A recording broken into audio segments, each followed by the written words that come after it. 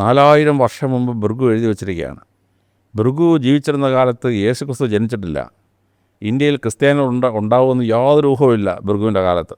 പക്ഷേ ഇന്ത്യയിൽ ക്രിസ്ത്യൻ നാമത്തിൽ ജനിക്കാൻ പോകുന്ന ക്രിസ്ത്യാനിയുടെ വീട്ടിൽ ഉണ്ടാകുന്ന പേരുകളും ജനന സംഭവങ്ങളും കൃത്യമായി രേഖപ്പെടുത്തി വച്ചിരിക്കുകയാണ്.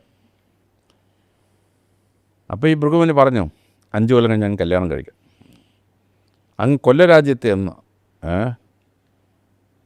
പ്രകാശത്തിൻ്റെ പര്യായമുള്ളൊരു പെൺകുട്ടിയെ കല്യാണം കഴിക്കും. അങ്ങ് കഴിഞ്ഞ ജന്മത്തിൽ കൊല്ലപ്പെടുമ്പോൾ അങ്ങൊരു പെൺകുട്ടിയെ പ്രേമിച്ചിരുന്നു. ശോഭയിൽ നിന്നൊരു പെൺകുട്ടിയെ പ്രേമിച്ചിരുന്നു. ആ പെൺകുട്ടി അങ്ങ് കൊല്ലപ്പെട്ടപ്പോൾ ഉണ്ടല്ലോ ആത്മഹത്യ ചെയ്തു. അതുകൊണ്ട് ഈ ജന്മത്തിൽ അങ്ങയുടെ ഭാര്യയാവാൻ വേണ്ടി ആ പെൺകുട്ടി ജനിച്ചിട്ടുണ്ടെന്ന് പറഞ്ഞു. അങ്ങനെ എൻ്റെ അമ്മ പോയി എൻ്റെ ഭാര്യയെ കണ്ടുപിടിച്ചുകൊണ്ടുവന്നു. എലിസബത്ത് എന്നാണ് എൻ്റെ ഭാര്യയുടെ പേര്.